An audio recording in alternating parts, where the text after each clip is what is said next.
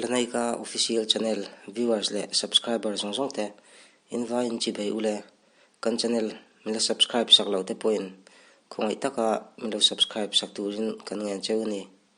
tun tuma chuan mizo mai chaji nga korampul thiem ber ti la kan soi sulom lawe preskill pachuo komna hun kan nei dona kan komna hi milo ngai thak sak thau don ne. Oh, hello. Heta kan channel nanai ka official channel tang khan mo. Mizo mai chia korampul pento kan sieta khel kan mu thin thiam kan ti em kha hei rangkom che kan tuma. Kan ti za thak ve I khel te kan lo mu thina. Amasain ipian le muna te misil thei ngam ning preskill ti hian kan sia cha mizo ming te hi tiếng sul thia ko a khyang kapiang amo tuan somriat kuma aizo la yang kan tem tha tang tuan aizo yang kan ta chara kaming pum hi chu la sang zuali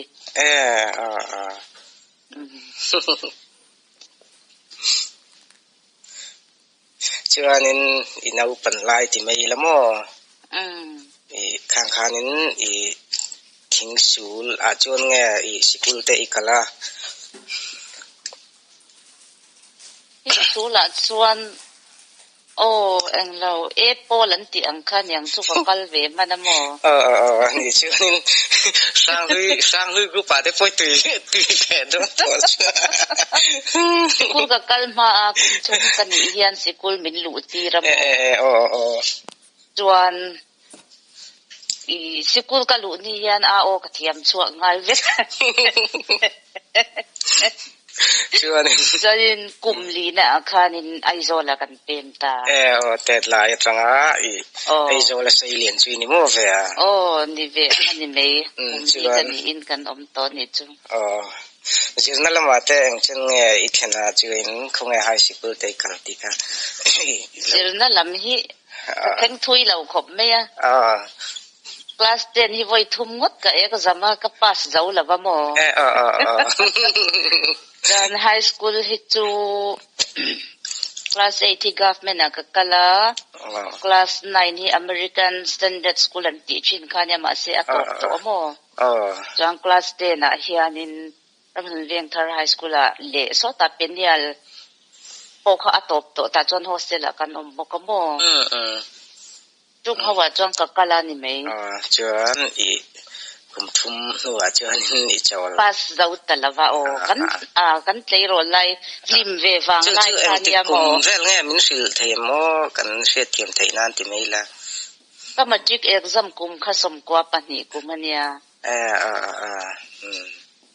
ani chuan ka exam tan kum mo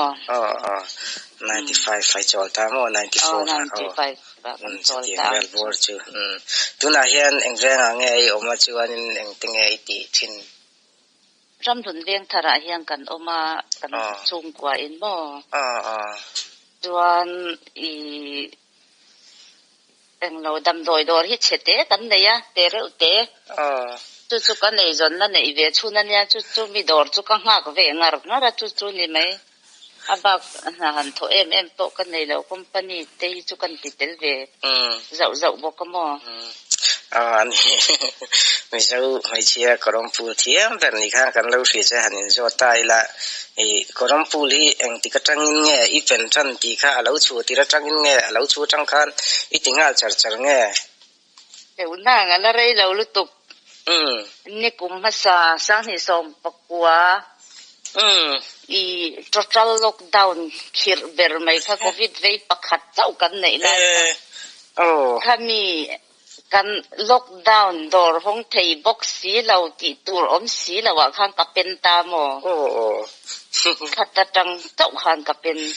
ani le tu na hianin kha ama in Facebook ate kan lo in friends ta voi thum chu best of thiang chu kan pen ve to ta mo mana khanin kata hang ka kasen khan thi ma ti khop mai cha aron kho lut pop pop mai ati deu cha mi te kain la thema kan ne chung lo cha I pen tir khanin ti mai la hei ke niang hianin I thiam lo ve thau ma ka ti I fan thiam lo em ti tu rang chi yam lo ve tha ve ma se ataka hianin eng lo high school kan kalai ti chuan ka champion ve to amo nang chu ataka thiam buk ini mo ata bula te do bola te po kan lo champion ve sak to ataka hian center kat never mi san tiang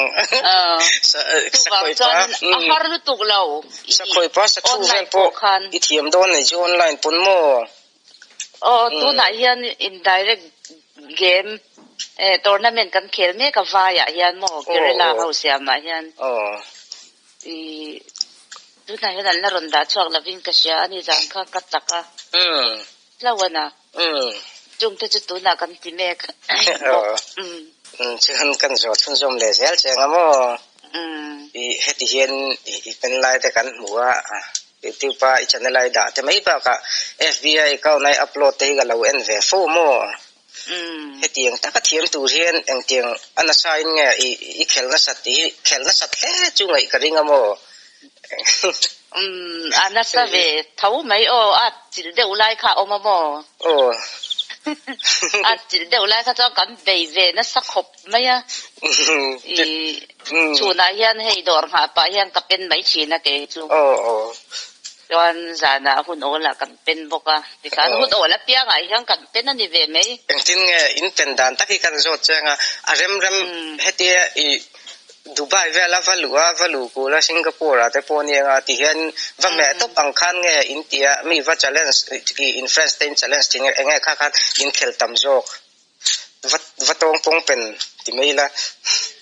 in tuak ang hi chuanin hetia englo va zon chop to panghian kan khel ta mo chuan hei WhatsApp atang ten kan han in chawa friendly tur ang shim kan lu hi chuanin friendly kan khel ta tiang ani lem lo chuanin apa ngai hianin kan va search to pa kan va khel ve mai zel ani le freestyle la hian nge nuam ti zo alung sen korom pul pa nga hian khoya hian nge in pen na thin hi khongai khel tam zo ka tina ni chu asen hi kan tournament khel thin na ni wang hian practice pa na ne na thave mo asen hi ka khel tam ber ma se Singapore te chon freestyle kan lu tam ve le thung ta mo ani chu anin thil dang deu kan zo lok chang mo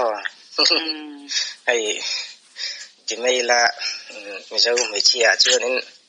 korom queen in tingam ve ngat tu po nia ti mai la email te po lo chelu tu klawa pom lai nei nge nei deu to nge nei to ri lo ti hi sil thei nge mo nya nei to la ve nei to lo rai ve to kum sarina vel chu ni to ang ole ti hian ka fa tenen kanu len kan omamo ni che ani le kan zo chun zom zel chenga mi zewa ikhel pui to tu nge thiam iti ber le thiam ber han soi tur hi kan thiam an thiam tlang vek maya tu ko hi ma se akhela khel ra la chuan bi hi chu bi hi khel chu har per ka tia mo koi ka ne kha ta tournament te chuan ne to te po lo nei ve tho ma ila min ne ngun zo ka ni hei ni bi hi thiam ka ti deu per mai mi zau mi pa chuan thiam na yak net ka tia mo ani le mi zo mai che hen nang ma hi ka han sa deu ngok che hi ni ma ya pi mai che dang korom kuin han ti ve tu ro mang chi le eng model u langa an lang pha top 20 mo tiang hi an ve am top 10 mo ang chi shit ve tha ve chung te na po chuan USA parte hi top 3 hiana boka mo ma se ni hi chu tournament ve la tel ve ngai lo thunga chu tiang chu lâu chu top ten hoa ya chọn mấy chiết đằng chun ông bốc cái vấn sự lâu anh ấy chọn mò thọc khát đều lại à khá cần siết là về chọn rồi lại về phụ ta chọn nên coin sal na scooty man an ti lung lei lama mi du te na kha in cm ya cái gì sẽ chalut tuk scooty ter poka kalau lak chu sak ve ka nia mo in set dan ti mai la korom pu la tanga in set thau nge amma tang in ma se sa ni korom pu la tang ni amma in kan in se ngai lo sim sim mo korom pu la tang in se thau ka in khel ve thin thau ma tro khel na sa atung han chung nung jok sat chu han van nei chu ti ta kha in ne dok view nge to no me la te in tum chang o mem ome kanin ne tok viau thau mai ton na mena te po hian a chak chang oma ka chak chang oma kanin tungun ve angreng kanin chak thok ve angreng ve la ni du anen hi chuan le friendly poi kan friendly na sa du anen chuan mo ani le mo to no men itel to na tun nai po ni se ma mi po ni se khatiang kha nge soi ngai deu ni pon soi deu mai la tournament kal phung tele lo man idon lang te kha khong ai min han sil tam ai la nia kal phung hi chu ai nang lo khop me group tin hian rule san te hian nei chava mo chuan knock out nge ti te knock out te league te nia chang le chuan a then vai hi chuan open he ni deuh tlang puya voi thum fall ba khi a thei lo thunga te tiang ang chi te I vai hi chuin ang deuh puta mi zawa hi chuan striker enge aim le power 16 te omta chena chuan direct phal lo te chena chuan in open top te a omta ti kan rules ka chu a sang ani mei akan tel na tura zirin asang zel en uluka nga ya ni mai chuan Mizoram pum hu pang hen to na men hi om zeu thina hu cha pa ten ron post a news ku pa te enge Facebook anga te post chang kan hu ve thawa kan thiam lo vai kan vain rol ve lo mai kai ni chu heng ma te hi enge lo man te hi engzat te nge ti te hi thayem o lom man hi ai dang lawa sponsor tu te zir te hi ne mo sang khat sang ni sang thum sang li a tamber tum khan sang ria ta ni ka sia mi zora ma hi chuan mo ni engzat te nge o thin san engzat te nge o thin san na min khel thin jana ya ne deuh tlang pe knock out ta ni hi chuan in ami sim tamdana zir te po hi ni chuan in tamde hi kan ol deuh tlang pui shi na mo bokana ani le Mizoram po nang huop jogin hetiang chu azie deuh chu a tro lo man kha FB te khai ron post khan ka sia lo man te khai dong nual nin ka sia kan lom pui khop mai che mo nia kha van nei pui khata khan engzat na ngai nia min lo sil le lo la khata khan pani na final kalu ta mo final khan ka chak talawa best of engzat nga best of 7 ania mo kha poisa hui lu nem ber na tu ni tu na hei wal number 1 ni char pas jam hi ni ta mo ni ta siam hi ni le ani chuan koram pool game hi mizo ta na khel chi le kan thiam chi ni in cm nei khelin tam mai a mizo te chu mo kan thiam lut tu ka mo ni tero vai hian min tluk lo renga ma sengin vai hi chuan in lu vel te he tiang hek ang chi te hian mang na sa ni hemi game ma hi chuan in vai tournament ate hian mi zau hi tel tam thei irang chuan in mi zau hi tam tak hi lang tur ke ni me chia po kan ran the cho ke ni ai thiam hian tam lut tu ka ni ma seng selection hian nei tlat zela mo vai hian du ang hian lan tam thei lawa an selection ba kha atel thei lawa wang hian vai ai cho mi zo hian thiam te zo khel chi lu tu ke sumata ba mo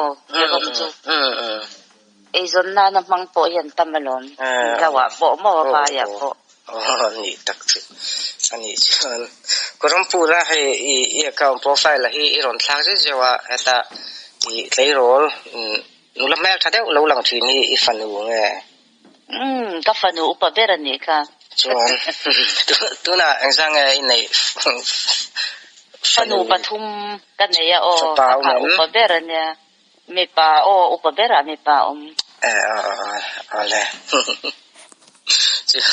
wal level number 1 kan chin khan sei zu ya Mohammed Taiti mi kha ka khoi lam mi nge shem khulai I Mumbai akwanan omin kasya chuan khulai vel khun ning kasya tok te na wi chu in sedeu thu manga tero sedeu thu me ani nen pe chuan in khel to em ti te nge athiam dan athiam turu ro pui lu tu kami turu ro pui lu tu lem na pe kan in kel friendly tak ang itong kaning kel lem lawa mo friendly ya kel tam lawa ani in ve thi na wal number 1 em te chu friendly a chuanin kaning kel ngai lo I ang lo hi hatia New York te Singapore vela kanin ton hin ni me mo I kanin kel fu chu ma se chu nga pon ni chu an lu yen mang zela ke ni fair play kan ti la yan ne an harang reng vai khat kan la ka chuan an zo zel ta mo ani le ne ve chang chu kan nei tho I chan khat pop zela ngai ne tur chuan mo kan tho ma saka ngai ni ber chu ti suwa zo chu chak lo na ni mo thok ma sa hi kan chak de utlang pui Singapore vel hi chuan mo ani le kan zo chun zom zel changa koram pula hin hei tuna hin ka sakim lo mai thaya Paris Delhi uma London uma cricket league uma Dubai Istanbul Singapore Mumbai ti vel khaum ta ni mo khata han to na men khel hian in khoi muna nge in khel thin Istanbul a hian kan khel ber nge Istanbul ai han khel na chan chu azo pur thai lo de uwa nge har de nge akwa hi apa ngai ber mo azim deba azim de utimeila London le Istanbul hi a englawa hei Paris te I Delhi te hi chu kwa hi zau bik ta mo wi chu voi ka tai so ma me nga Istanbul hi chu in challenge te na sang berania tu wang chuan ani de uber me heta hian kan ti de tlang pui chini chuan hei ikal zel na tura du sang na kan hlan che tu na hian wall number 6 ni ta I thlen china hian I du tok nge hei ai sang hi thlen le zel thein dei se yan hei car le hian in I wall number 2 try kan tum amo kan loin buat sai me ka mo chuan tu na wall number 1 te Mohammed te team hian in pui do na mo wall number 2 chu kan han em ve deva enge ni kan anang ni aselo kar thar lo tura hian kan tryang ni chuan in kom na hun thatak ni siam saka alom khop mai hei ai sang thena wall number 1 ni thlen theina tuin du sang na kan hlan che sel na thatak mai lo dam rang don ni ole ani ka lo alom